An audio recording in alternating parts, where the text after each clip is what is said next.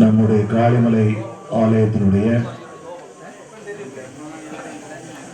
பௌர்ணமி சித்ரா பௌர்ணமி மகோத்சவம் பொங்காலையோடு ஆண்டுதோறும் நடப்பது போல மிக சிறப்பாக நடைபெற்றுக் கொண்டிருக்கின்றது. இந்த நிகழ்ச்சியை சிறப்பிக்கும் முகமாக வந்திருக்கின்ற அனைத்து பெரியவர்களுக்கும் வரை வந்திருக்கின்ற பக்த ஜனங்கள் அத்தனை பேருக்கும் என்னுடைய வணக்கங்களையும் வாழ்த்துக்களையும் தெரிவித்துக் கொள்கின்றேன். காளிமலை இன்றிருக்கின்ற காளிமலை இதுபோல 100 மடங்கு அதிகமாகி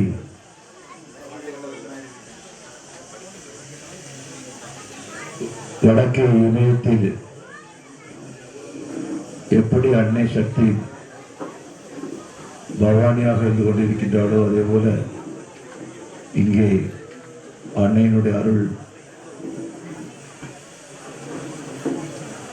இந்தியாவில் இருக்கக்கூடிய அனைவருக்கும் மட்டுமல்லாமல் உலகம் முழுக்க இருக்கக்கூடிய அனைவருக்கும் கிட்டக்கூடிய வகையில் மென்மேலும் சக்தி பெற்று விளங்க வேண்டும். அதற்கு நாம் அத்தனை பேரும் அன்னையை பிரார்த்திப்போம்.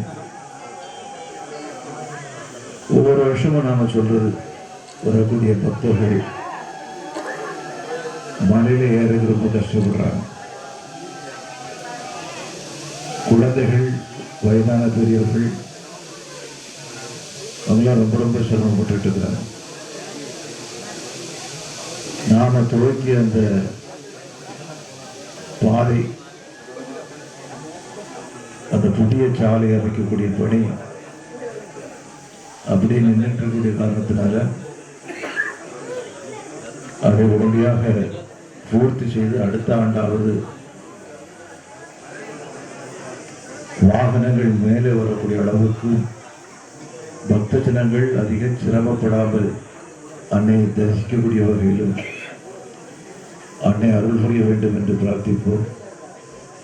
இந்த பொங்காலையில் ஈடுபட்டிருக்கக்கூடிய ஒவ்வொரு குடும்பத்தைச் சேர்ந்தவர்களும் அன்னையினுடைய அருளை பெற்று பல்லாண்டு எல்லா நலன்கள் வளங்களும் பெற்று வாழ வேண்டும். குழந்தைகளுடைய வாழ்க்கை சிறப்பாக அமைய வேண்டும். இதற்காக நாம் பிரார்த்திப்போம்.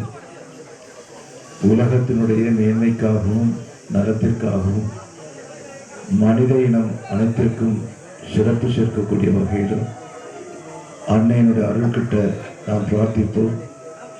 அடுத்த ஆண்டு அன்னையினுடைய அருளினாலே மிகப்பெரிய மாற்றங்களோடு கூடிய காளிமலையை சந்திக்கக்கூடிய அளவுக்கு அன்னையினுடைய அருள் கிட்ட வேண்டும் என்று பிரார்த்தித்து அமைகின்றேன். நன்றி, வணக்கம்.